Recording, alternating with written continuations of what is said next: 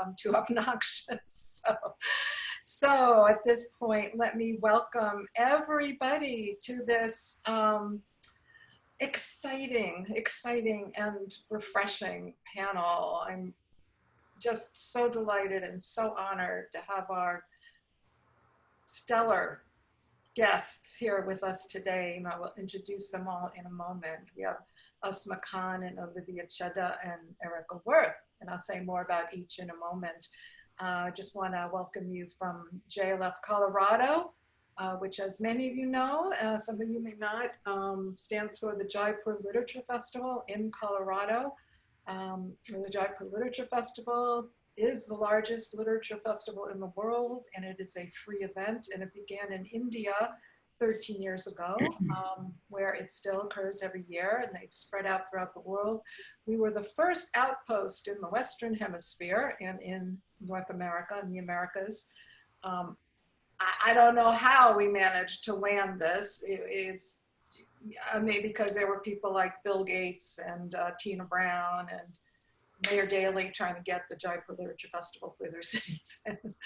I ended up getting it for Boulder somehow. And we are beyond delighted. JLF began with 7,000 people audience 13 years ago, and now sees 500,000 people over 5 days. And this explosive success, this worldwide passion, longing for these conversations was a surprise to everybody involved. No one could have predicted. And this literature festival has inspired over 200 literary events throughout Asia, Africa, the Middle East, and Europe. Places like Dhaka and Lahore, Nairobi and Cairo, Moscow, Belfast, in countries Abu Dhabi, South Africa, Hong Kong, Singapore, you name it. And of course, I've named some cities where it's not particularly the safest venture in the world to hold a festival with free speech. So there's a passion in human beings, which is what I touched into when I first encountered this festival in Jaipur, India. I was just stunned at the passion of the audience for conversation. And it seems to be there's something about a rarefied depth that's imbued with artistry. And the unique diversity and the conversations among writers of divergent backgrounds that really speaks to people, and people are just longing for. So I'm delighted that we're able to bring some of this to the front range. And our topic today, the art of speculative fiction and world building. And right now I'm thinking that considering how to build a world and what that takes, the infrastructures, the societies, and imagining ourselves into new worlds might prove skills quite essential as we are hurtling into the future, an uncertain future. So with that, let me introduce our authors. Ausma is the author of The Unquiet Dead, and the winner of the Barry Award, the Arthur Ellis Award, the Romantic Times Reviewer's Choice Award for Best First Novel. Works in her critically acclaimed Isa Katak Rachel Getty mystery series include The Language of Secrets, A Death in Sarajevo, Among the Ruins, and A Dangerous Crossing. In A Deadly Divide, the fifth and latest book in the series, detectives Katak and Getty investigate a mosque shooting in Quebec and explore the after effects of a rising tide of Islamophobia in both the province and the nation. Crime Reads named Khan one of the rising stars of crime fiction in 2010 and 2010s, and both Crime Reads and Library Journal named A Deadly Divide one of the best crime novels of 2019. And even though this isn't part of this little biography written here, I want to add that Ausma has an entire other series of fantasy novels and is known for her work in this vein.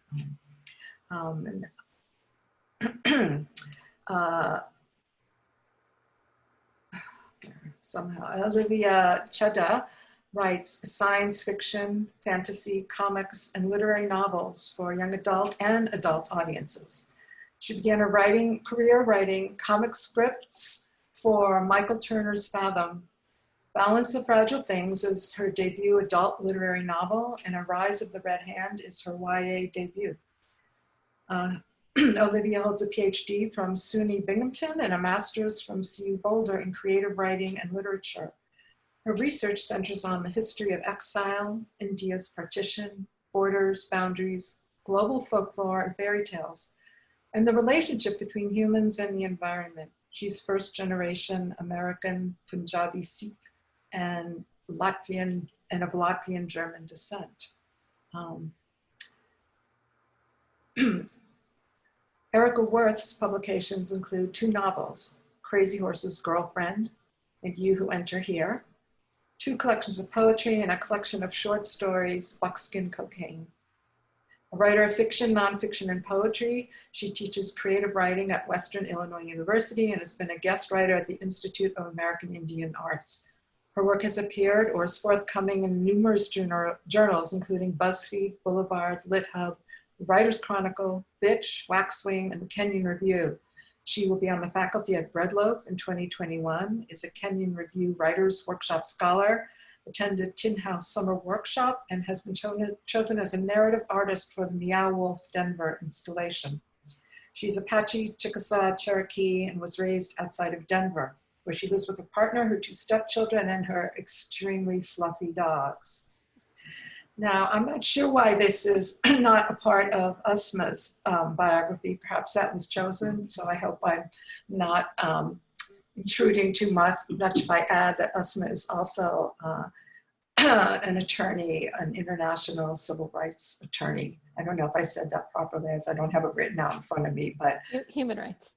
Human rights attorney. And so with that, I'd like to hand it over to our moderator, Erika, about the art of speculative fiction. Thank you, Erika. Cool, Jessie. Thank you for that lovely introduction. I will warn you that my dogs are fluffy and they are adorable, but I put them in the office to prevent them barking, or at least try to prevent them barking. So one of them will try to jump up on me at some point, and they might just bark at a squirrel or a dog in the distance, so I apologize in advance. Yeah, I'm excited about this panel, and I've known, of course, Olivia for years and years and years, and sort of reconnected when we were both baby writers in Boulder.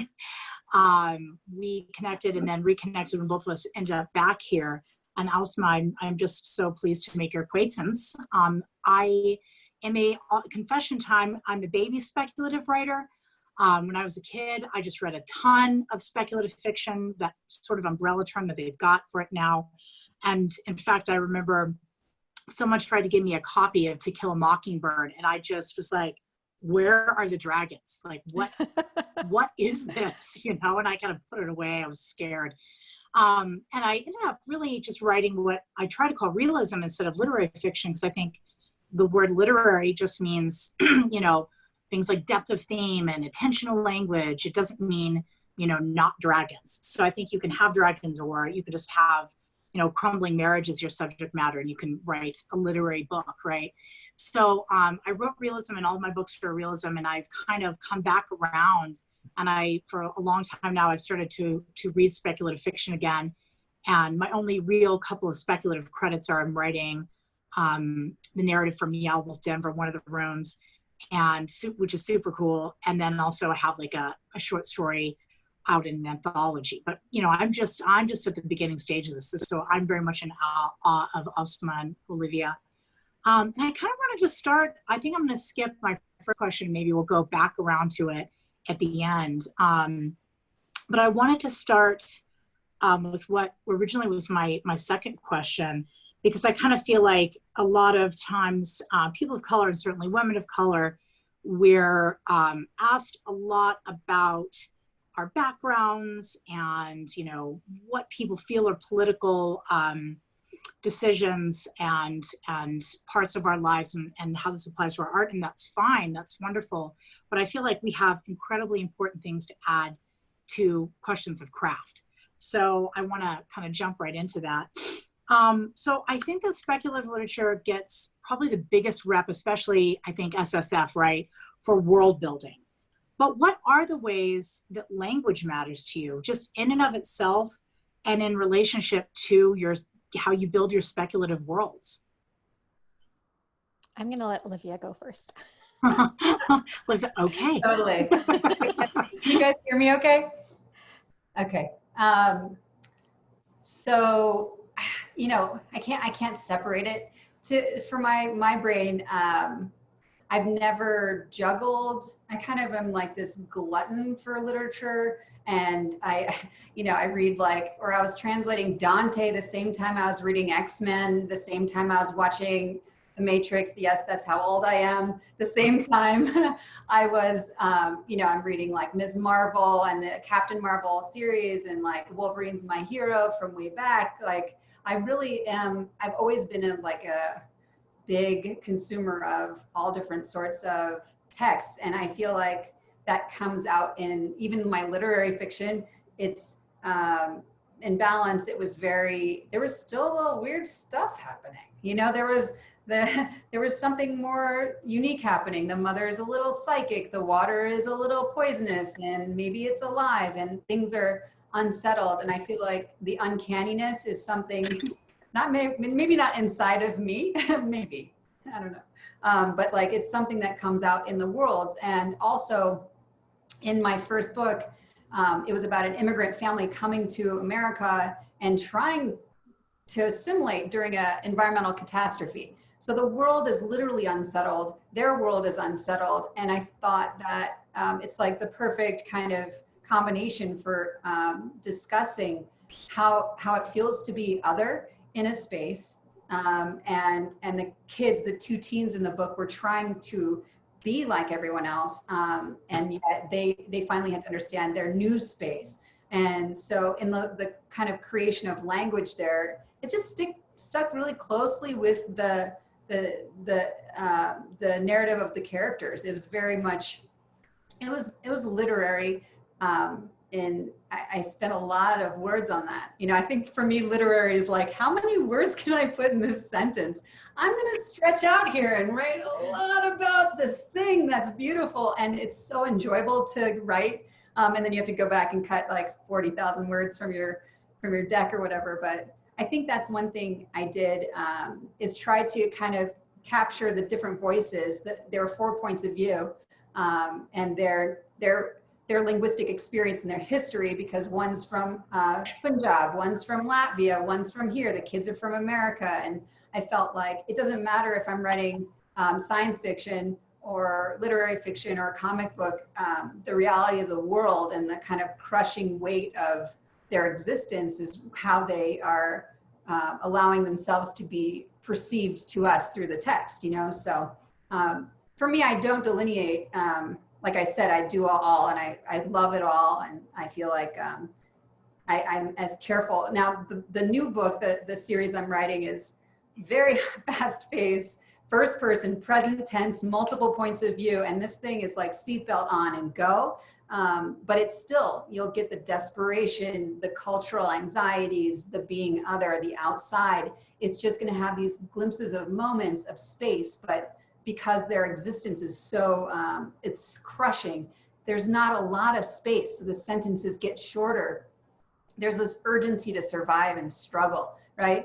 And so I think the actual world, the actual landscape can give your language space, or it can really tighten it up. So like in a very literal like sentence level, that's how that kind of comes out from me.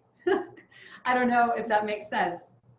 Yeah, it makes a lot of sense. I think ultimately, in some ways, what's kind of great is that, who knows, maybe you'll write something that's sort of realism, or, I know what people are going to want to attach to it, magical realism, right? Again, but you kind of have this kind of great culling process because you've been able to sort of artistically spread out, and now you know exactly what you need to trim.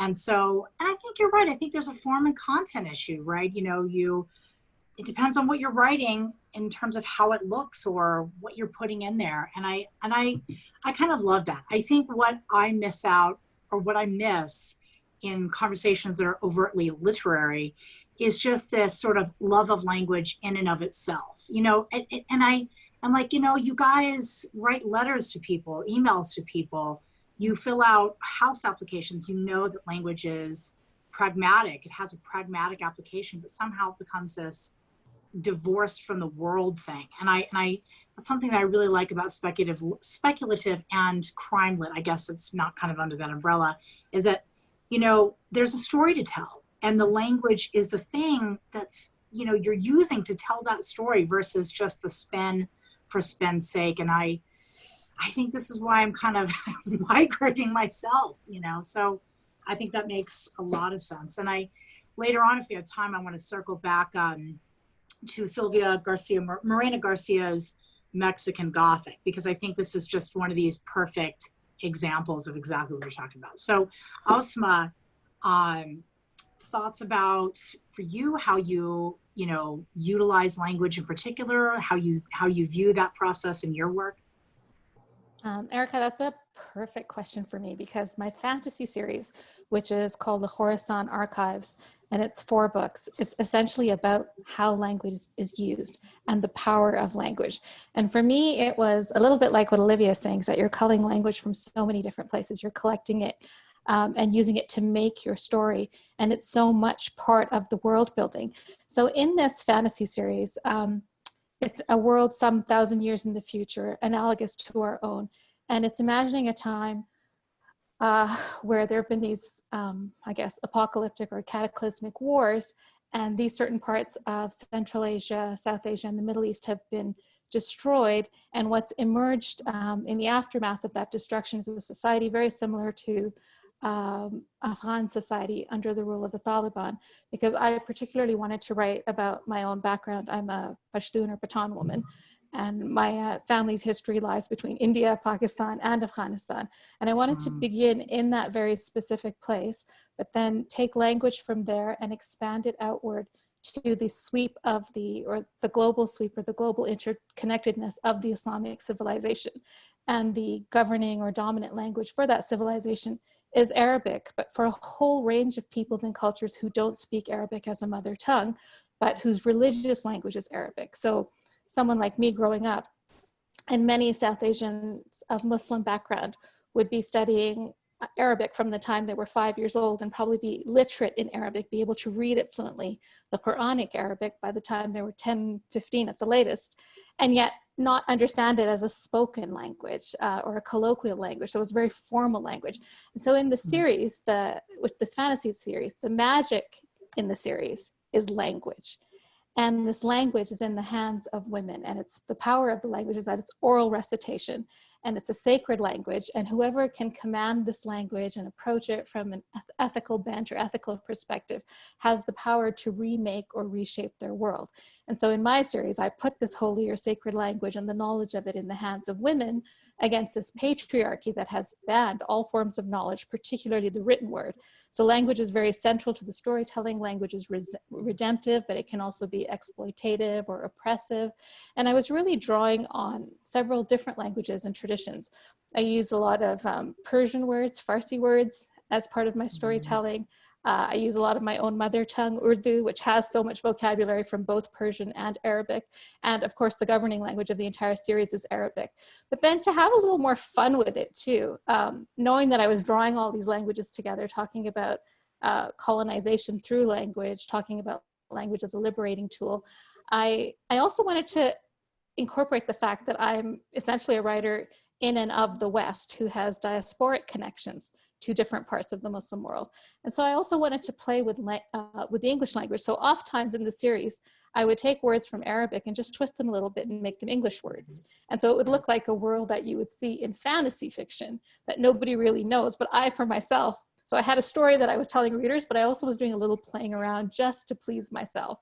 And something that I found interesting, and my books have a glossary, and sometimes readers of speculative fiction love a glossary, and sometimes they hate it. But I noticed in some of the early feedback to the book for Western audiences, it was this: why is this language? Why is there so much language? And why do these different languages exist? And why are they confusing?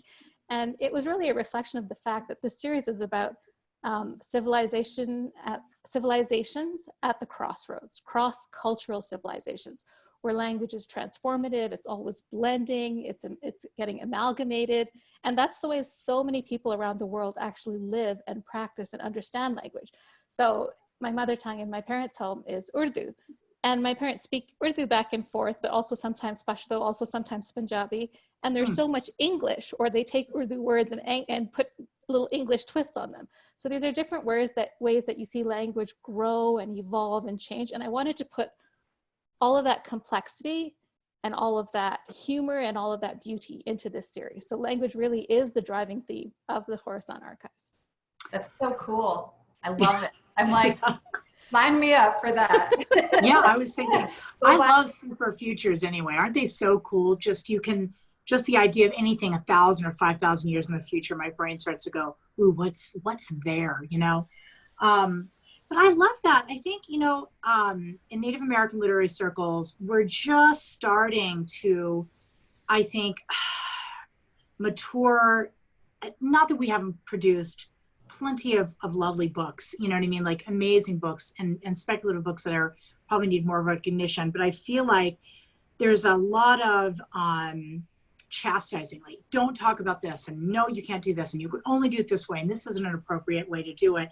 And it's really problematic because what I'm finding is when we do speculative, we borrow heavily from European traditions. Like, he's Navajo, but he's a vampire. And I'm much more interested in what you're talking about, which is what happens when you take your world and you create something so uniquely imaginative around it. And you can say, okay, there are going to be people who might not approve, but I think it's important for us to move forward and evolve as artists and do that stuff. And it just makes for, I think, really good stuff. But our Rebecca Roanhorse, who's done this in the Native American writing world, she's gotten so much heat, and I'm kind of tired for her. Like, you know, and she's really one of the very few who have gone that far. And really, it's just this constant sense of like, no, she shouldn't have done it. And I don't think any of the arguments are particularly convincing, in my opinion, but that's mine.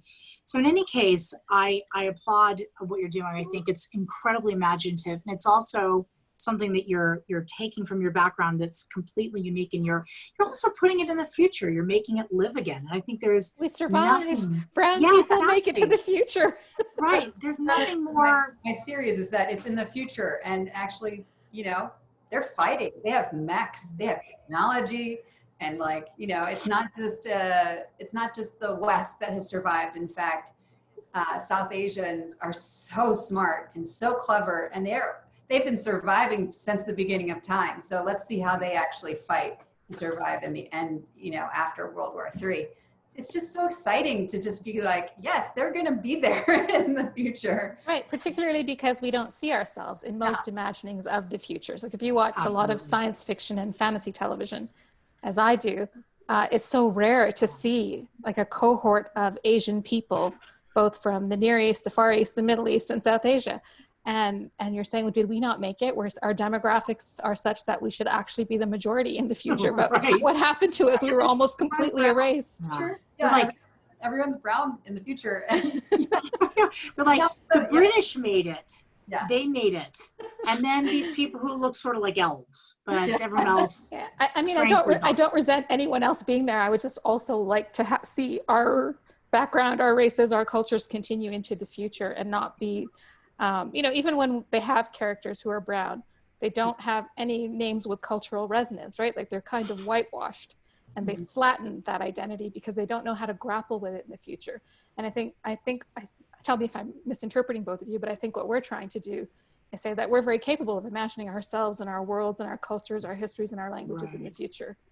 All these I think that ways. matters. And I feel like I guess I'm kind of a jerk here, but one of the things that disturbs me a little bit is, look, you know, natives have gone through a lot of really nasty things. I have written things where the overall underlying statement is, hey, sometimes we have to talk about it. Sometimes these darker realities need to be faced. That said, there also comes a point where, is it a death cult? Is that what we are? You know, do we have to just sit there and celebrate everything that's terrible that's happened to us in the past and not allow ourselves to move forward? And I think that's really dangerous. I think that's totally true for like every marginalized culture, right? So like if it's in the history books of that one specific time, you know, African American people are also dealing with that in literature, where if it's not a slave narrative, wait, you know, you should all be allowed to write every single narrative, all the things, joyful things, horror things, everything. And yeah, I think it's super exciting to write right now because everyone's like, I can do that. I'm going to do that.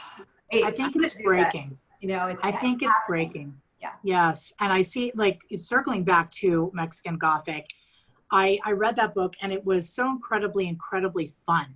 And it was smart. And it was actually incredibly clever in the way that it addressed indigenousness and other people coming into Mexico, including not just Spanish people, but British people and colonialism. But it was a genuine page turner.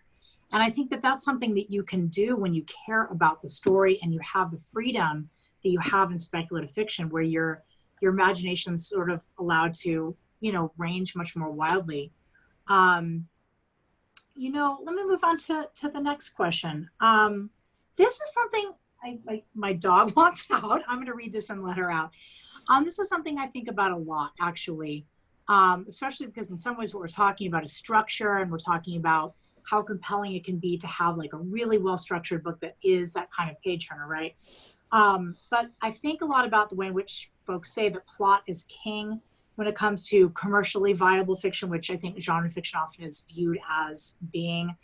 But then when you look at the world of, say, Lev Grossman's The Magicians or George R. R. Martin's Game of Thrones, in many, many ways, it's about character. So you could argue that that's what moves people forward and makes them mad, for example, when certain characters are killed off or not rewarded.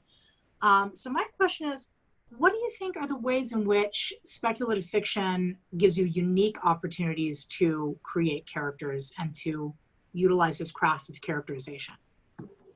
Well, Eddie, you want to go on? Okay, sure. So, I mean, I think readers will not care about your plot if they're not invested in your characters. If they don't have somebody to identify with, relate to, root for, or root against, it's hard to imagine readers caring how intricate or well-developed your plot is if they don't care about the characters moving that plot forward in different places.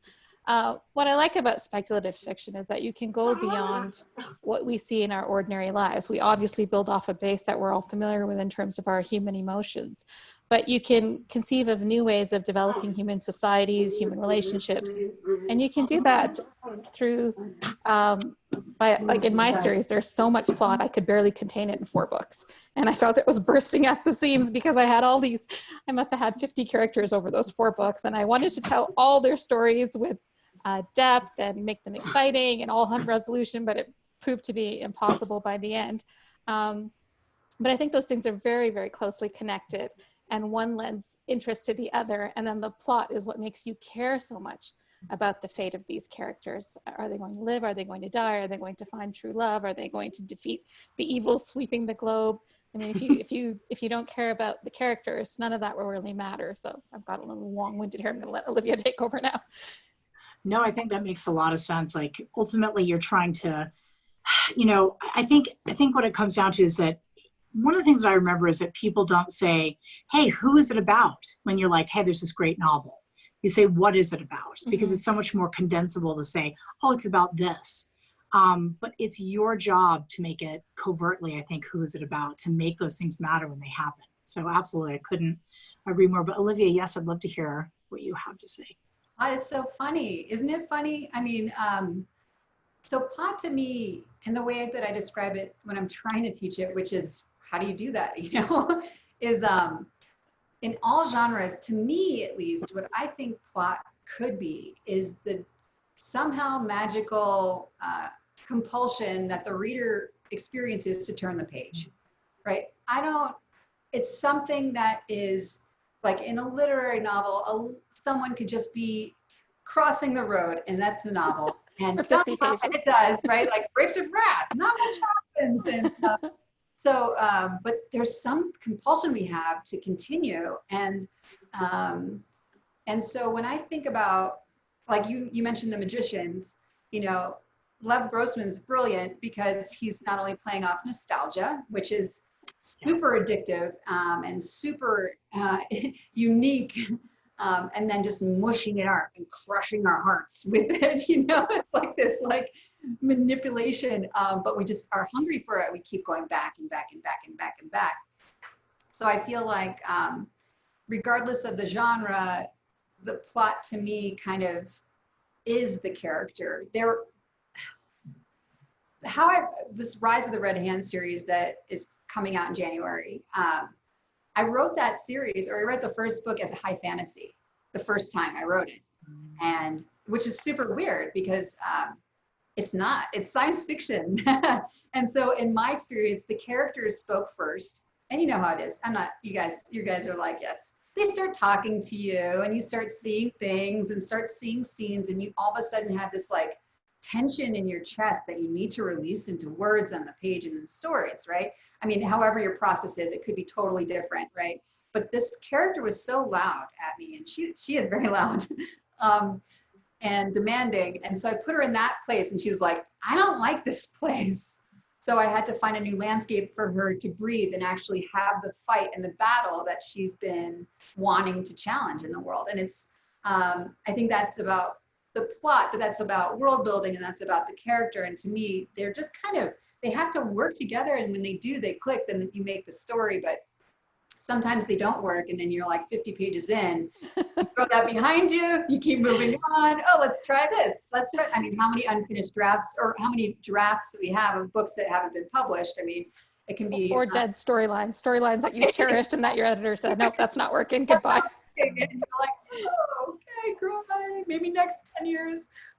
Yeah, and then I think the thing though, for plot, I think you both have been saying this too, like, it is the thing, there are a million things, but even when both of you are speaking, you're talking about the character who's moving through the plots. Like you had so many characters that you loved, like you said, 50 characters and so many, and I think that relatability is key. So even if you're talking on a spaceship, or even if you're talking about like Mike Chen's book, Here and Now and Then, there's an IT guy who's like, actually a time traveling secret agent, you know? So you have like a thread that is based in something that we can understand and relate to, and he has a daughter that he's trying to find. And then you push into this other place, I think.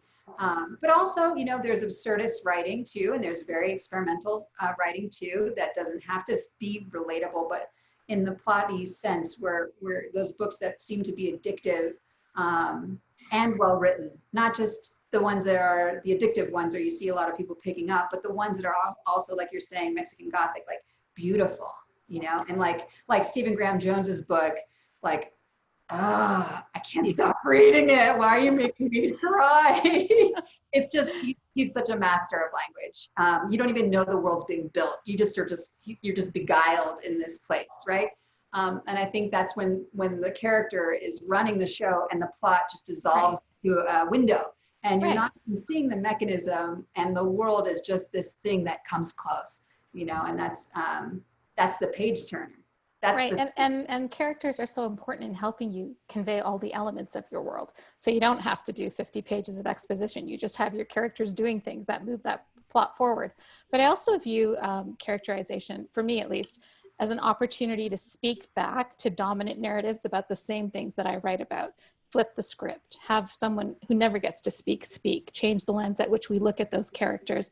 So effectively, even though I never come out and use this terminology, these languages, anything from our contemporary world, in my speculative fiction, I'm essentially writing about Muslim women and Muslim men.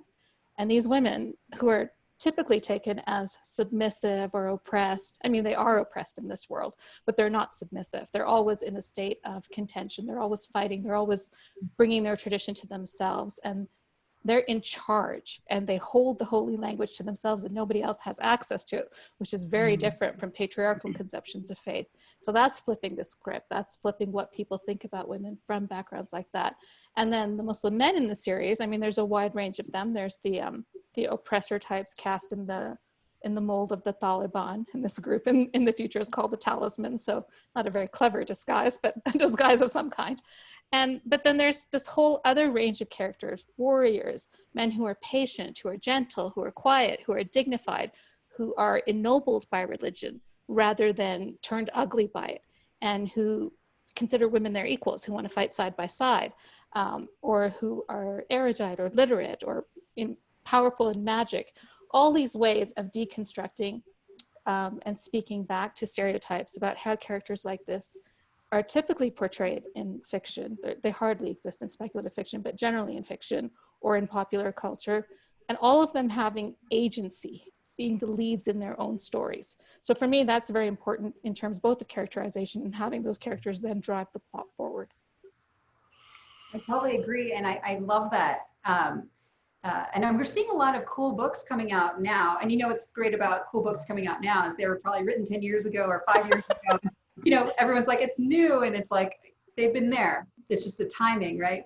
But it seems to me that speculative fiction is the place where you can revise history, where you can rewrite history, Yes. where you can change the timeline, where like in Rebecca Roanhorse's work, where you can just say, this is the future. Let's think Right. about this. And that is what is so liberating. And I think it's also in adult fiction and in YA, it's their doors are just, I don't even know, but they might be even a little more open to be willing to, okay, try something like that, you know, and it's pretty exciting to revise history, and like, who won this war? Well, maybe not, and maybe this is happening, and it's not all built on the same colonial timeline, and maybe that didn't even happen. And I think that's very exciting. Exactly. I'm not just chiming in to say yes to what you just said. I think, right, if you can make people from your background and from different backgrounds, and even for me being a Native person, if I had read either of your work as a kid, I would have been like, it would have changed things for me. It really would have changed my future. But if you can make all sorts of folks see the nuance, right, which literary claims to have, but I don't know if it often does for folks of color, or not enough, and certainly not in speculative, but if you can see the nuance and have that relationship with that character who you can relate to, who you're angry at, and then there's that, like you're talking about, Olivia, the magic of sort of entering that world. I feel kind of like that is the thing with speculative literature, that it does something that nothing else can really do in that way. Because I remember Lev Grossman, whom I adore. He's a super nerd like me, and we'll just sit there and out nerd each other. And I'd had him read at my university, and one of my students was like, well, just tell me, for you, why not realism? Like, why, what is it, what questions can you answer in your literature that you can't answer otherwise? And he was like, well, for me, it was like when I was getting my divorce and I couldn't get out of bed, I started to dream of this book, and that was just magical for me. And that magic existed for me in that moment, and I had to keep that going. And I think that's the thing. There are questions that simply cannot be answered except through magic, whether it's technologically derived magic, or, you know, if it's actual magic, like in Lev Grossman's world. I do think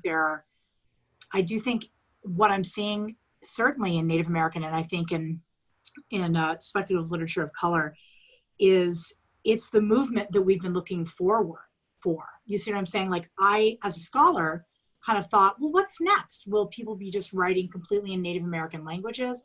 But I see the most groundbreaking stuff, and it's absolutely in speculative. It's the thing that's breaking it, so that externally and internally, we're forced to face our own darknesses and break them. And I didn't see that coming, and I don't know how, because this was my great love when I was young, was speculative. So, oh wow, we're really, I mean, yeah, okay. Well, I want to make sure we're moving forward. You know, let's move to number 5, and then we'll move back up to the other ones if we have time, and I want to make sure to have time for people's questions. But this is super relative to what we're talking about, or relevant. So I do feel like books like Stephen Graham Jones, All the Good Indians, and Sylvia Morena Garcia's Mexican Gothic are books that I would not have seen in the world in the way I am now, even if they were written, of course, a time ago. Although Stephen, of course, writes a book a year, so I don't know, could have been born, actually he could have written it like a month ago, I'm not sure. How do you feel that the SFF industry is changing? And if the answer is not enough or not at all, that's also fine. But what are the ways in which you feel like it's finally breaking? What are the ways that you're seeing with magazines? Like, are you seeing Clark's World and Ausma? Are they changing? Because these are these big standards, right?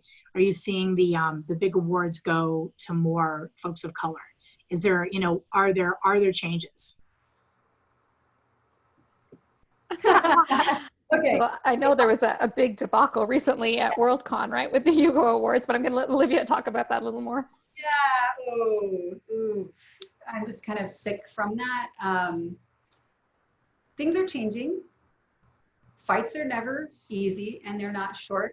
And my greatest fear is that it's like recycling. So I think a lot of the world enjoys, or at least in the West, maybe everywhere, I can't really say, right? We enjoy feeling better about what we do and how bad we are, or how maybe racist or gendered or how whatever we are, you know, and so we want a quick fix. So we feel terrible about the ozone and pollution and that we're in the death of this planet. But we recycle so that we feel better. It becomes like this kind of amelioration of our larger, instead of not buying plastic to begin with, instead of trying harder to change food systems, instead of trying to irrigate better, instead of actually, you know, fighting for these things in the world and the social injustice that comes from it. So I'm happy just, you know, that we are changing things, that things are happening. However, there's two parts to this where it's like, I really hope that we stay vigilant. And, you know, because I've actually heard this a lot. People are like, well, diversity fad. And that it's a fad is just not only missing the point, it's soul crushing, because we've always been here, you know, and we've always gonna be here. And the fad is to deconstruct colonial empires and give space to other voices, right? So let's not recycle, let's not just donate to something, let's not just make a group that says, hey, we're doing this, and, you know, bumper sticker our lives away. But like, do people do bumper stickers anymore? I'm such a dork. But I think the deeper changes need to happen, and we need to make sure that happens. And so just keep getting louder and just keep fighting the good fight and keep making the good stuff. And everyone who's listening, just write the thing that you want to write, and don't let anyone tell you there's not a market for it. Keep doing it. You might have to write 10 of them, and just keep fighting. And hopefully publishing opens up and shifts. A lot of people at the top still seem to be, you know, exclusive to certain audiences. So it's going to be a long battle, you know, and change takes a long time, but we have to be vigilant about it. And I think that is, in some ways, the most irksome thing is that the industry will say, well, who's going to buy this? And that's exactly, and I can't help but go back to Sylvia's book again, because, you know, ignoring that the Latinx population is one of the most gigantic ones just in the United States alone seems, it's so willful, right? Like, oh, we're not going to make money on this. But no, you know you are, and you know you're losing money because you're insisting on giving other, you know, white New Yorkers who go to the same parties you do $500,000 advances. So you're losing money because you're losing money, not because, you know, oh, they happen to give $10,000 to somebody, you know, of color and give them a chance. It's just it's the most maddening thing ever. So I hear you. Ausma, thoughts? Yeah, I have a couple of different thoughts, actually, because I'm comparing this speculative fiction space to crime writing, which is where I also do a fair bit of writing. And crime writing is a much older audience. It's mainly white women. And I remember the first time that I went to a huge crime writing conference. I was one of 2 people of color among, I think, 20,000 people. And that was a shock for me because I'm Canadian. I'm from Toronto, which is a huge multicultural city where you can hear 100 languages a day if you take the subway. So I felt strange in that space. And I thought, wow, aren't there any diverse or authors of diverse backgrounds writing crime fiction? At that time, it didn't seem like there were any. And also, if you ever went to a bookstore and looked at the crime section, you would never see the name of an author like myself. It would be rare. But since then, since I first got published, it wasn't that long ago, 2015, an organization has formed called Crime Writers of Color. And we were, I think, around 30 writers in the beginning, and now it's 180 published and unpublished. And so the conversation is changing there as well, but it's much harder to shift that genre because it's so establishment and so used to doing a certain way of doing things. So anecdotally, I feel like science fiction and fantasy, both in the adult and the YA spaces, are much more diverse, at least in terms of what books that we see coming out. It feels like a flood compared to what's happening in crime fiction.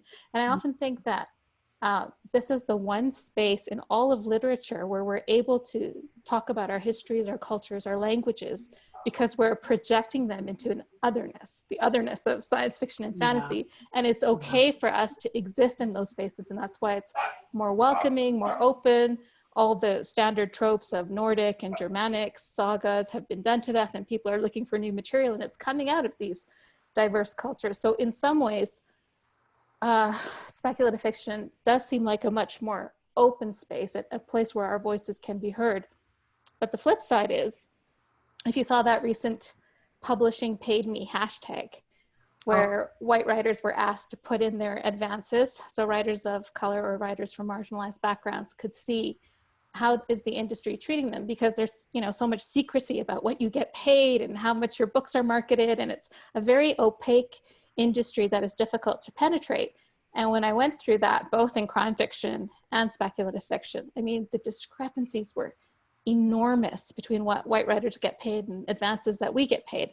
And of course, your advances are tied to your marketing budget. So when they say people aren't buying your books or your books don't sell, the author could flip that around and say, you're not marketing our books. So how will people know about them? How will they discover them? How will they sell? And it was a little bit of a shock to me, even in my field, even in speculative fiction, when I was looking at some of, and I'm very grateful to the white writers who made that information public, because we wouldn't know otherwise. And it helps us in negotiating our future contracts and speaking up for ourselves. But I noticed that even when it was diverse storytelling, they'd still paid those six-figure advances to white, in this case, white women, and not to someone like me, for example. And of course, there's all these other factors there. You know, some books are hits, some books are not. Some books are in the moment, some books are not. So there's a lot of things you can't calculate, but just across the board, there were these massive discrepancies. And that's where we need to see industry and institutional change, so that we can prove that people will read our books, that we're writing books of quality, and that they can reach a broad audience, because themes are themes that relate to all human beings, regardless of background. So I agree with Olivia that there's movement, but there's a lot of work to be done, and we're in this for the long haul. It's sometimes in my more depressing group texts, we'll say things like, this isn't going to be our time, but maybe the next generation. Yeah, that was not good for my head. That publishing paid me unearthed too much, I think, for me, too many years of that stuff.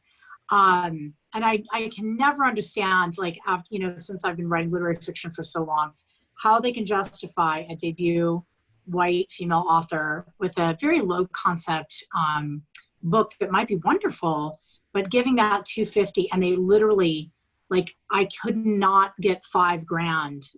Like, I have had trouble getting an agent, and then when I do get the agent can't sell, and then I have to get another agent, and maybe they can sell, and I'm there again. And it's exhausting. And I know that I've sold with my indie books more than a number of books on big presses. And I don't, but yeah, I think that's the problem. It's so deeply institutionalized that people don't get that, oh, well, we've got Tommy Orange. I mean, we've got him, and well, we've got N.K. Jemisin. I mean, aren't we done now? Like, aren't you guys happy now? And, number one, it's just absurd in and of itself. And I think when we keep expecting the same things, we're going to continue to get the one person writing the one narrative, and we don't want that. And we're also just going to get a much less less rich literary world. And that's a shame for everybody. It doesn't make good books. And that's why the change has to happen in-house as well, too, right? So it can't be that we're out here diverse authors are out here writing books, but in-house, all the editors, all the assistants, all the associates, all the publishers are still predominantly white, because then you'll often hear that criticism that I couldn't connect to the voice, or I don't understand this character, or in my I got that rejection the other day. Yeah, from a rather large agent who has some people of color on her She was like, I just can't. And I remember it was another press who I kind of, every once in a while, look up my rejections. And she's like, I just really casually, I just couldn't connect the voice. And I'm like, honey, they're in a gang. You're not going to have a latte with any of them. Okay. Right. You know, So if you have different people in-house, there'll be so many more different people who may be able to connect with the voice. And even with my crime series, when it first came out, the lead character is a Canadian Muslim detective of South Asian background, the same background as myself. But they kept calling my books the Rachel Getty and Isa Khatek series. And I was like, but these are the Isa Khatek and Rachel Getty series. And it was, you know, in a very complimentary sense. They said, oh, I love Rachel. I can connect with Rachel. And I'm like, yes, but I also want you to connect with Isa. That's the whole point of these books. I'm sorry, Olivia, I cut you off a couple of times. I have no idea. I'm so feeling so many emotions right now because Eric and I were like texting each other during the Publishing Paid Me thing, just like crying over text. I think it was such like a soul melting moment. I think that I am so thankful too that so many authors were telling us. And I was also so depressed to hear some of my favorite authors who have been scrapping together their existences. You know, some of the biggest names in science fiction are like just getting these tiny little things, even after Hugo's, even after these big awards. And Jemison and Okorafor, those were the shockers. Although Okorafor, I'd seen her, I'd moderated a panel that she was on, and I'd seen her talk, and she had said they always, like with every single book, no matter how many they sell, the publisher will be like, well, I guess we'll take a risk on this. And she's like, I sold 50,000 books. What do you mean risk? I don't know. I don't know. We're making new imprints. So I'm really excited because it seems like even in the big five, there are now new imprints like Kokila, like, you know, all these other new imprints. I'm forgetting the other one that Deepa works for. She's the assistant editor. I'm trying to remember. Anyway, I think that's the structural changes that we're going to see, hopefully that they actually see happen, that there's going to be a new editing team, a new imprint, and then slowly. But, and also, you know, the own voices thing is really something that is, you know, it's kind of like the environment. To me, it's something that I don't want to debate. I just want more of. I don't want to be like, oh, I emotionally feel okay about the world ending. No, like I think we need to do something. People are already dying. Also, I want to hear from more Native and Indigenous authors. I want their romance novels. I want real stories from lives that aren't like just in that one form of history, like, or in this one space. And I want that from everybody, all cultures, all genders, everybody. I mean, isn't everyone hungry to understand humanity more? Are we curious about the worlds that people can build? I think we have to show with our money, because it's just like shopping at the grocery store. You're like, buy that thing, and then guess what? Some tally somewhere shows you that, oh, we really like tomatoes on Wednesday. So it's kind of like, you know, you have to seek it out. And I think, Erika, you've been doing a great job of like doing a lot of promotion and actually getting people together to talk about things, just to bring more awareness to, like, you know, when you see those tweets that are like, I don't know, I'd like to read more diversely. And everyone's like, what do you mean? Like, everyone's there. Let's get these lists out. Let's just keep telling people where to go, because they need to know more. And I think that also starts in school, right? It starts in education, and it has to be normalized early on that the only books that are quality aren't written by one certain gender and race, right? It needs to be kind of decolonized throughout time in our existence. So we know that we're hungry for those stories, and we love them, because you will love them. I'll just never forget the almost, if it weren't so maddening, kind of hilarious panic when Sherman Alexie was outed for who he is. And of course, there are various people in power who do not like me. I find out increasingly, like every year, in fact today, or every few months, I find out, oh, this is a person who's mad at me over this, because I was part of the exposure of his behavior. And what people don't know is that what they don't know is far worse. But it was this hilarious panic. What are we going to do? There's nobody else. What are we going to do? Like, there were countless posts. And I'm like, are you literally incapable of Googling? Do you have are you tweeting this on your smartphone? Use it to go to Google and find the countless Native American writers. Now, he was kind of consciously suppressing bits and pieces, to be fair, but there were people like me surfacing the whole way. And what he would do in his interviews is say stuff like, there just aren't any new Native American fiction writers. Isn't it sad? So there was that, but there were people popping through the surface. And if people had been diligent on their own and not let someone dictate everything for them, they would have found us. And now you're right. I'm working as hard as I humanly can in allowing people to see, like, there's a gigantic spectrum of Native American writers coming out.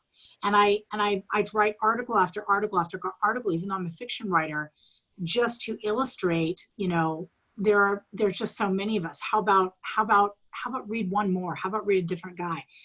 In any case, let's move to audience questions. We could take a couple before we sign off. Does anybody have any questions for Ausma or Olivia? I'm going to invite people to put your questions in the chat for now. That's the easiest way for us to track them and have the panel respond. So please go for that in the chat. We'll give people a minute to do their typing. In the meantime, I'm so blown away and stunned by this conversation, and I'm so appreciative. And I could say more, but I don't want to fill up the space. So. Whenever I'm on a panel like this, I always think about these invisible bonds of solidarity. So I was just at the Margins conference. I was on a panel with Adrienne Miller, who writes cookbooks about the history of soul food, and other panels with writers from backgrounds so different from my own. But I always know my own head. When I'm reading other writers, I'm identifying with their struggles. I'm seeing all the points of commonality. I mean, I think about ICE and the kids at the border as much as I think about the 3 iterations of the Muslim ban that have made travel so difficult for me. And I can't help but think that there's this, I know there's a lot of public intersectionality and solidarity on Twitter and spaces like that, but I feel like there's this secret solidarity that we're all consciously feeling, and we just need to make these connections deeper and richer and more public. Because every time I talk to someone like Erika or Olivia, I'm like, yes, I found my people, I'm in my space. I need to see you in person. Nice. Okay, so let me bring in some of the questions, and I'm just taking them as they come here. From John Etra, maybe a mundane question for the panelists. No question is mundane. Attendees can reply in the chat. I have an 8-year-old granddaughter reading above her grade level, I think, Harry Potter, The Never-Ending Story. Suggestions for her? Fantasy, historical fiction, or even better, speculative historical fiction? I mean, the Rick Riordan series, Race to the Sun, that book is amazing. Sal and Gabby Save the Universe. I would just go and Tristan Song Punches the Hole. I mean, those books are so amazing and so beautifully written. Just go there. Go to that whole area and just enjoy it, because they keep coming out. And if you go to the website, We Need Diverse Books, they have lists by age category, and also they'll list who are the authors, what are the stories that they're telling. So it's a really valuable resource. It's a great organization. Nice. Rebecca Roanhorse is writing some middle grade and some YA now. And then there's a Canadian author who's breaking into the States, Sherry Demoline's The Marrow Thieves, that I think is really a cool book. That book did so well in Canada. I know. She's still being talked about cool today.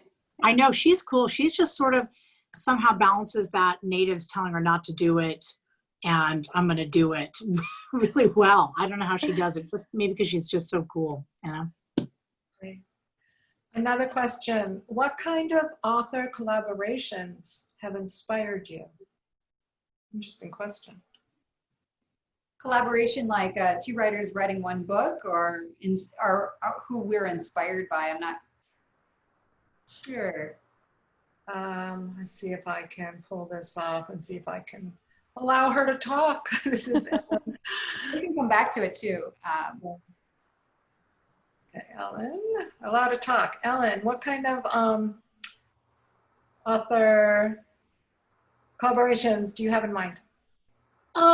Something that just may have shown up at conferences or sharing of ideas, not necessarily co-authoring a book, but I think there's this sort of myth of the the lone writer doing it all quietly while they drink in their garret, and I just was wondering. And I can't even drink, so what do I do? Yeah. Chocolate. Yeah. I love this question because if I didn't have my people, it would be really lonely. And I think my critique partners, my writer friends, my agents, siblings, like you find these little pockets of your people and definitely rely on them for advice and to talk to and to kind of build stories. And is this even viable? What do you think about this? And it definitely is harder when you're just by yourself. So finding your people, if you're looking for them, going to the conferences inside that genre, really trying to link up with critique partners. If you're a children's book writer, SCBWI is the thing. You got to go there and meet your friends because people are really nice. And every writer is awkward, so it's all good, right? And I think that's where I found my people. And in school, like I met Erika in school. Oh, Yeah, and I think I like the idea of drinking in a garret. I do drink, but you can't do that all the time, right? And Olivia's right. It's your community. It's like even if someone isn't necessarily the right person to look at your manuscript, they're going to be the person who's kind of got your back and has these sort of ideas that help you to think about other ideas, or just helps you to kind of network in this world, or tells you stuff like, watch out for that guy. Don't get along with them. But yeah, I have to say, I'm kind of embarrassed to admit this, but a number of writers, including Sylvia Garcia Morena, have said the same thing. My boyfriend, because he's a crime writer, my background is this, typical literary stuff where I'm allowed to language spend a little bit too much. He's been critiquing my novel, and I have to admit he's the right person, because he's like, Erika, what's at stake here? Erika, why does he do this? You need to take that out. And really, in the end, he is oddly the best collaborator I've probably worked with, because he's just kind of hard on me in a good way, actually. So, testament to a really strong relationship, I'd say. we somehow make it work. We're both very strong personalities. But yeah. That's a wonderful story. Let's see. To both Olivia and Ausma, did you include Asian agents or agents based in Asia for your manuscripts when you queried? Ausma, do you want to? My answer to that is no, because I was I didn't know very much about publishing. I hadn't studied anything. I had just written 2 books, tried to sell one, didn't get anywhere with it, then entered my my debut novel, The Unquiet Dead, in a crime writing contest. So when I first got my first contract, which was a 2-book contract with Minotaur, I didn't have an agent. And it was my editor there, who's an amazing woman, who told me, you need an agent, you better go out look for one. And then she gave me a list of people that she thought I would be a good fit with. And then I contacted those people. There were no Asian agents on that list. And went from there. And after that, I started to educate myself about more than just writing. I tried to learn more about publishing and how the industry operates and why an agent is important. All things you think a writer would instinctively know, but I didn't. And so now I realize that, yeah, it would have been a good idea to query agents from a wide variety of backgrounds, maybe agents who could relate to my stories and my subject matter in the way that I want them told. But ultimately, I ended up with an agent, a young agent named Danielle Burby, and I don't think I could ever have found a more passionate advocate for my books, or one who understood what I was trying to accomplish in my writing. So it's a good question. It's a good question for me to think about too. I'm a lucky person in that I did DV Pit. So it's a Twitter pitch contest. I published my first book without an agent, and then I finished writing my draft of Rise of the Red Hand, and I was like, this is good. I'm gonna like, before I start querying, I'm gonna do DV Pit. And if you don't know what that is, it's on Twitter. It's diverse writers it's a pitch contest, and the agents and editors who are there twice a year, you can go on their website and just follow it and learn about it. A lot of people get signed. A lot of amazing book deals have come out of that. So I was watching that, and I participated in the fall previously for a different book. And I queried the person I wanted as my agent. That's it. And then I did DV Pit, and he hearted my tweet, and had a heart attack. And so my agent's Eric Smith, and he's a diverse author himself, and he's also got this amazing lineup, and I'm gonna start crying because every time I think about him, my heart just explodes. He's an amazing person. I love you, Eric. And so he actually requested the book. The next day, he read it in one day. He emailed me Friday night at midnight and said, I need to talk to you in the morning on Saturday. And I was like crying, my husband's crying, we're like crying. What is happening? I can't sleep. And then we talked, and I was like, I don't even want to talk to anybody else because you're the one I wanted. It was like one of those love match things. Like, did you get my email? My query's in your inbox right now, but you liked me over here. It was really cute. Anyway, so he's got a diverse background. He's also a novelist, and he's an agent too. But my editor, Sarah Guan, who has worked with Tasha Suri and Fonda Lee, and she's pretty amazing editor. She has worked with a lot of different narratives, and she's diverse herself. And I feel like I really lucked out in having an editor who understands Asia and South Asia in a way that was very helpful and has been very rigorous editing and wonderful editing process so far. So it's hard. I think it's kind of harder to find a lot of, there are great agents. Just do your work, make sure you know who you're querying and who you're talking to, and do your homework, go on Query Tracker and really try to understand it, because there's a lot of amazing people fighting the good fight. And there's also some people who are maybe not a good fit for you. And you should know that just because you get an offer from an agent, you feel like it's the best thing and you got a ticket into a door, but they might not be the best person for you. And it's hard to say, it's hard to say no when you've been writing your whole life and then someone says yes to you, and your book could just end up in limbo or not be sold, or maybe you break up later. Or it's good to ask for references if you do get interest, and just to talk, if you don't know who they are, look into their company and ask who their clients are, talk to their clients if they let you. If they don't let you talk to their clients, that might be a little bit of a red flag, right? And I think it's such a precarious thing. We're so vulnerable, like, here, look at my book. Do you like it? Please help me. And you just want the person, because after you sign, what happens is, maybe you revise it with them. It depends on who they are. And then you go on submission, and that's rigorous and exhausting. And you just want to really enjoy the person who your agent is, and they are going to talk you off so many cliffs every day or every week or every month or whatever your relationship's like. So having a good advocate is awesome. Well, let's see, from Ryan, from Kelewan. One question, how do your languages and the differences between them show up in your writing in unexpected ways? Erika, you take this one.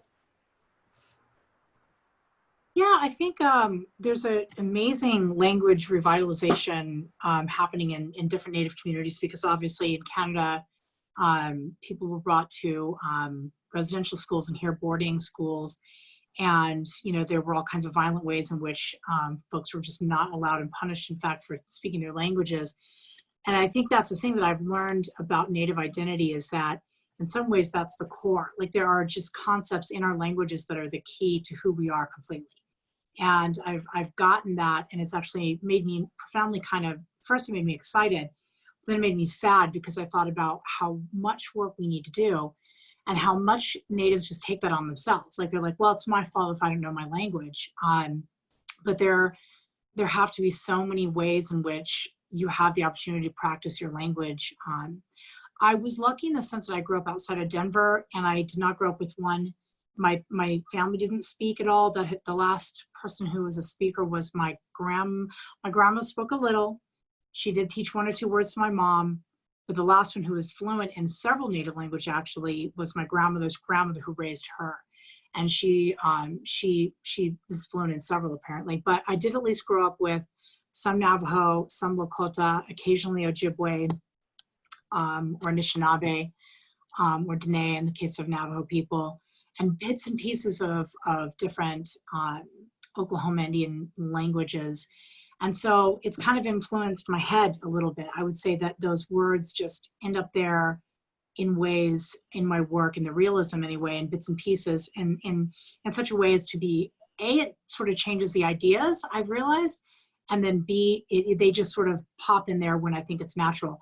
But in speculative, I've tried to do kind of what you're talking about, Ausma. I am working on a novel about a woman who works for SETI, and they contact another world, and the world is sort of a thought experiment in terms of what would have happened if the Mayans had never encountered an environmental disaster and then genocide. What would this look like? And so that world is actually encountering an invasion. And so I've used a lot of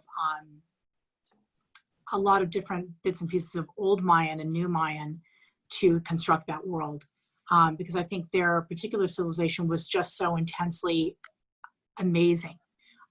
There probably was nothing like it in Native America.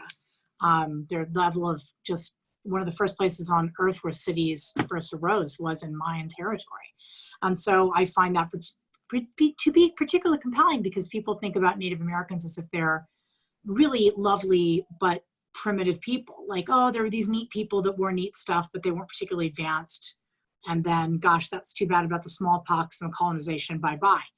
And I just think when you really learn about, especially Mayans, I mean, all of us, but the Mayans, they just break that in half. And so that's why I'm really interested in them. So anyway. That sounds amazing. I can't wait to read that. Yeah. Yeah, I'm halfway through and then I stopped to write another fucking literary novel. Finish it. So we have 12 more questions and 10 minutes. So let's see if we can get through. Though I don't Or maybe one more. Yeah. And I want Ausma and Olivia to take these. Let's do the coolest, Jessie. The coolest question, you decide, and then Oh Ausma, gosh, that's like Olivia, a lot of responsibility. I mean, so I have to sit here and read them all. But here's an interesting one to me. How are current events, COVID, social justice, influencing your thoughts for your next books? I'd say obviously social justice is influencing your books, but maybe the current uprising. So you want to know something funny and terrible is that I wrote this book, it had to have been like 1.5 years ago, and there's a pandemic in it, and there's climate change in it, and there are mechas, and we're overthrowing a fascist regime. It's always influencing us. It's just kind of coalescing. I think a lot of people are thinking like, oh, how did this actually happen? How are we here? And can I edit that out of my book? Is that something I need to think about? But it's definitely, I think writers are having a hard time. I think contemporary writers are probably having a harder time than speculative in so many ways, because writing contemporary romance and rom-coms or just a contemporary novel, you have to stop and think, which world? Was it the previous timeline? Is it the next timeline? Because this timeline, I don't think we want to read that yet. I don't know if we're ready to read COVID books yet, you know, and I think that's a really tricky question, you know, but it's definitely its influence is changing the world. So, but we won't know how it's actually changed it for another 50 years or so. So for me, all my books are about contemporary issues. They're tied into contemporary politics. They're tied into global human rights issues. My crime series in particular is always looking at things that are happening in real time. So for example, a couple of years ago, I wrote a book called A Dangerous Crossing. It was a crime novel, but it was about the global refugee crisis, which is the greatest refugee crisis of our lifetimes. and shows there's no end in sight to that particular crisis, and all kinds of additional human rights abuses have spiraled out of that. So I keep my books very much in the moment, because my own reality, every aspect of it is deeply political, and I can't go a day in my life without some aspect of those politics touching my life. I haven't gone a day in the last 5 years without encountering Islamophobia. So maybe not directly, but through my family, through my friends, through my community, through my online presence. So I write what I experience. I write what concerns me, and I write what I want to influence and change.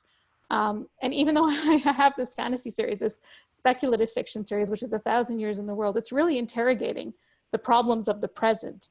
And it's looking at moments of crisis and decline in certain pockets of the Muslim world, and how faith is weaponized against believing populations and then reclaiming that faith. But that's really based on realities like ISIS, the Taliban, Boko Haram, Al-Qaeda, and looking at those narratives on faith and how they're used in these very oppressive ways.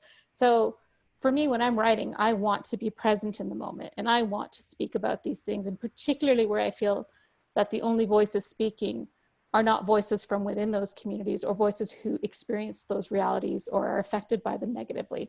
So that's part of it for me. And then the other part is that for my next project, even though yes, I definitely need a break, for my next project, I'm trying to write a literary novel on Trump's America, on what our communities have been through in the last 4 years. So for example, I'd been here forever, like I've been living in the States for 15 years, but I started my citizenship process when I realized that he's coming in. So when he got elected, I realized if I don't start it, I might get deported. Even though I have a Canadian passport, it's entirely possible that legislation like this could come into being. And so I wanted to examine how so many of us, Latinx communities, Muslim communities, African-American communities, are living with this constant anxiety and dread about what this neo-fascist presidency means for our lives, and sort of project that a little bit in the future and show, but in my novel, what I'm hoping to do is show these horrific realities that we think are futuristic, but ground them in laws that have already been passed and already exist in our timeline. So there's not much light about my books or much escapism in them, but for me, it is a way of escaping by telling truths that I feel don't get enough of a platform. Boy, I'm depressing. I'm your most depressing panelist, I know that. No, you're not. No, none of us. I talk about robots and all this stuff in my book, but it's really like a lot of people are dying. A lot of people are dying. A lot. Your conversation is enlightening, not depressing. I'm going to do one more question because it's interesting to me. I really like the points from Samuel Churchill. I really like the points about how language and magic systems inspired by non-European traditions differ from what we're accustomed to, or could differ. How do you see technological or scientific systems differing in the same way? So if you've ever been to New Delhi or any major city in South Asia, you can see how creative people are. Electricity is being brought into one house, and everyone taps in 100 lines into that one thing. And then there's a person who can bring you water. There's another person who grows the vegetables, and they bring you the sabji. And, there are so many intelligent people in South Asia. Ingenuity is like a part of your blood. Like, how do you do this? So the way I envision the technology, I built a whole system of, I didn't build it. No, I did not build this. But I crafted a fictional AI system that's managing the population and the overpopulation in South Asia, and all these different kinds of bots that are controlling and helping the situation. So I took basically my understanding of certain parts of India and said, well, what would they do? How would people live here? And I did a lot of climate change research. I did a lot of research into sewage systems, into like water filtration systems, into a lot of scientific stuff, and from nanobots into chemistry and all this stuff, to kind of say, okay, how would this group of people manage to survive and build a different world on top of this, like a palimpsest on top of the other sunken cities, on top of that, and that's kind of how I did it. So I feel like it's in the DNA of a culture to express themselves in art and also in technology and science and certain ways of thinking. Like there is always a solution. We just have to find it. And sometimes government lets you down over and over again. They don't run electricity to your house. They don't give you a telephone line. If you want a telephone line, you have to wait 5 years or something in some parts, right? And your water isn't very good. So you find a way. And I think that resilience, it comes out in that, at least in my vision of the future in technology, and how, and it's a very creative way of using technology to kind of survive and surpass other populations and stuff. So that sounds absolutely fascinating. I can't wait to read that book. Erica, next. Oh man. Okay.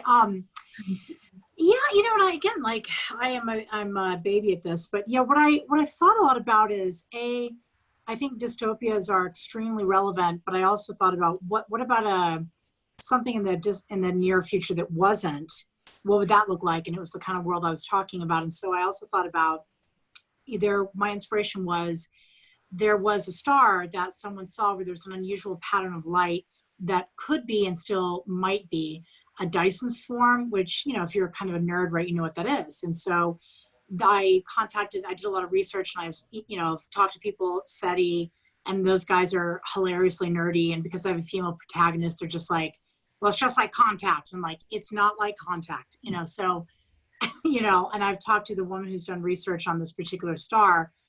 And essentially, I imagine the civilization who they're able to utilize the sun's technology so well that they can do quantum teleportation, quantum entanglement rather, and teleportation on their planet, and they can do communication to other places that way too. But they also have a spiritual life where they can go, they have these pain sticks, like the Mayans would put actual nettles through their tongues in order to go to another place. And so their spiritual and their technological life completely match. So they're able to go to other places sort of spiritually and physically on their own planet, and spiritually and to some, at least in terms of communication, to other planets. And their entire technological system is completely organic. And so when they contact Earth, because that's going to be ultimately the thing that saves them, and they don't know why initially, they're horrified to learn that we rip parts of our world apart to create dead things to serve us. So in their world, they have chi walls, which are gigantic spiders that, eat this sort of energy that comes from the Dyson swarm that's magnified. And they are kind of like living transportation devices. So, because I thought a lot about what would Indians do if we had not been interrupted, and it would have been organically grown technology. I mean, it sounds cheesy, but it's true. Wow. I love that question. What would we do if we hadn't been interrupted? It's so interesting. Yeah. Sounds like a Mayan futurism. Can you coin that, write that in an article, and then write the book so we can all read it? I know. I've gotten stuck in this literary novel, and I'm like, why God? What have I done? Sorry, I keep trying to turn this thing off. It won't go off. I'm not signaling that. Go ahead. I was just going to say that, technology is the thing that I grapple with the least in my books because I'm so scared of it and I understand it so poorly. But one thing that really interests me and that I am hoping to work on in a future book is the global arms trade. Because when I look at human rights abuses all around the world and how countries get destabilized, what's the common factor in all of them? It's the global arms trade. So I'm really interested in a novel that could explore what would happen if we could do something, if we could legislate it. There's so little legislation in the area of international law about the global arms trade. There's so many subterranean channels through which arms move. And the global debate it reminds me very much of the gun control debate in the United States, except here at least you have an opposing side saying, let's not give guns to everyone. We don't want kids killed in schools every day. But in the global arms trade, there's nobody to even offer the opposing voice. So arms get sold everywhere, destabilize region after region, country after country. So that's the one part of technology that really deeply interests me and that I'd like to write about at some point and talk about those parallels between the gun control debate here in the United States and what's happening around the world. Sounds an important book. Well, Yes, this was pretty great. our time has gone to a close, and this has been just stunning and startling and amazing. Thank you so very much. I think we could do a part 2 easily.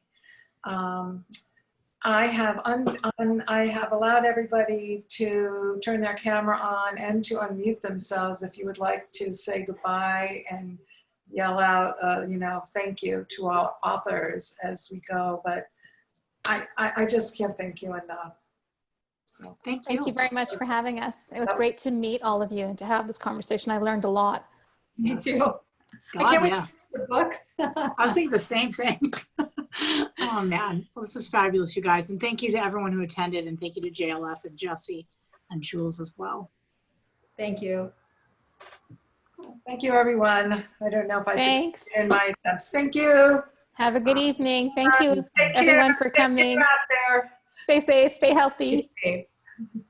Bye. Bye.